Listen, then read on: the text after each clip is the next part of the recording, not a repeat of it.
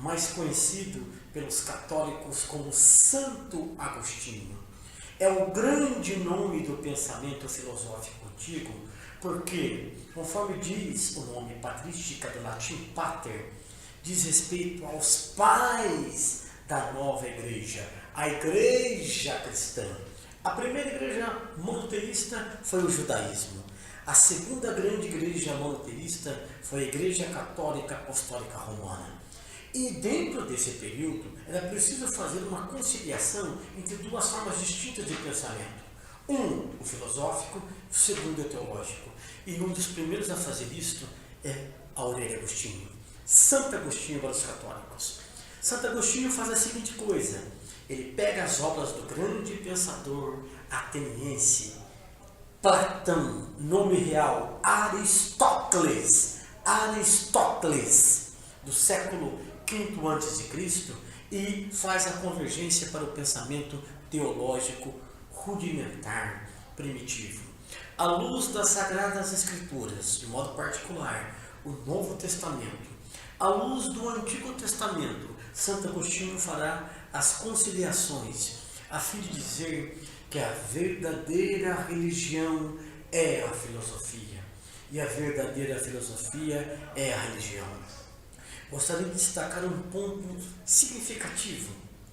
Quando ele diz em uma de suas obras, As Confissões, e a reproduz em outros tantos textos, que diz que nós conhecemos o mundo como os entes exteriores, e esses entes exteriores chegam a nós, para o ambiente interior, e das coisas interiores passamos a compreender as coisas superiores. Ou seja, do mundo, o ambiente exterior, para o eu, o mundo interior, que incorpora, absorve as informações provenientes desse mundo exterior.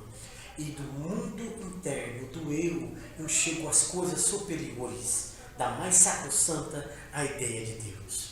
E da mesma forma que tem a maneira ascendente do mundo para o eu, do eu para Deus, eu também tenho que fazer o caminho inverso, das coisas superiores para as coisas interiores, e das coisas interiores para as coisas exteriores. Este elemento simples nos revela que nós devemos enxergar o eu à luz de Deus, o mundo à luz do eu, inspirada pela criação divina. Ora, o ser humano, a natureza, são expressões máximas da criação de Deus. E eu tenho que olhar o mundo à luz de Deus, com os olhos de Deus. Das coisas externas para as coisas internas, das coisas internas para as coisas superiores, das coisas superiores para as coisas interiores, e das coisas interiores para as coisas exteriores. Mundo, eu, Deus. Deus, eu, o mundo. Como criação máxima da magnífica obra inspirada pelo Deus Criador, devemos enxergar o mundo à luz de Deus, sob os olhos de Deus. Existe um filme maravilhoso onde o Morgan Freeman representa o Deus como Todo-Poderoso. E uma das aflições de um dos personagens é que ele se apaixona por uma mulher. E essa paixão, ela não é correspondida. E quando ele se coloca no lugar de Deus, ele tenta fazer todas as coisas para que a moça se apaixone por ele. No entanto, como já dizia Santo Agostinho, isso não é possível. Eu não posso me colocar no lugar de Deus. Eu não posso usar as forças divinas para impor-me sobre o outro, porque o outro tem um símbolo máximo dado pelo Criador, que é a liberdade. De onde Santo Agostinho classificou como livre-arbítrio, que é o poder que o indivíduo possui de decidir. Com base na vontade, expressão máxima da razão, o indivíduo é capaz de escolher, discernir, ponderar. E como expressão máxima dessa liberdade, ele pode inclusive afastar-se de Deus, que é o sumo compassivo, misericordioso e que, conforme diz a palavra misericórdia, do latim miserere e corde, o Senhor atenta ao coração miserável e o Senhor permite, como fez com o filho próximo que deixou a casa paterna e vai e gasta todos os seus bens por meio da herança recebida, e depois que consome todas as heranças, ele retorna para o pai, e o pai, assim como Deus, indulgentemente o perdoa. É perdoado, livre de máculas, ainda que o irmão mais velho fique nervoso porque o filho torrou todos os bens com coisas ilícitas, corruptíveis, ainda assim o pai o perdoou.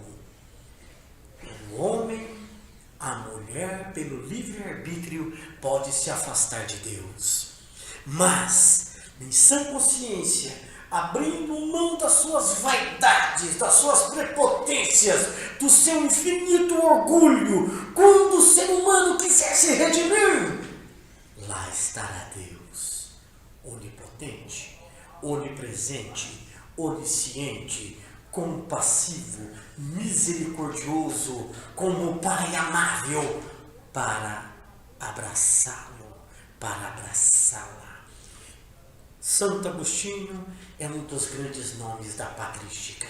Graças a Santo Agostinho, nós temos essa possibilidade de compreensão de que, pelas coisas exteriores, olhando para o mundo, eu consigo compreender uma outra dimensão que está enraizada visceralmente dentro de cada um, de cada uma, que estrutura, que fundamenta, que baliza a nossa personalidade, o nosso jeito de ser, a nossa idiosincrasia. E dentro dessa possibilidade de compreensão do eu, do íntimo, do ego, podemos chegar a Deus como onipotente, onipresente, como onisciente, e reconhecer que nós e o mundo somos criação absoluta do maravilhoso Deus. Santo Agostinho, Aurélio Agostinho, obra As Confissões, obra A Cidade de Deus, sobre o livre-arbítrio. Aurélio Agostinho, frase do dia: ama et fac quod vis. Ame e faça o que quiseres. O querer é a expressão máxima da vontade.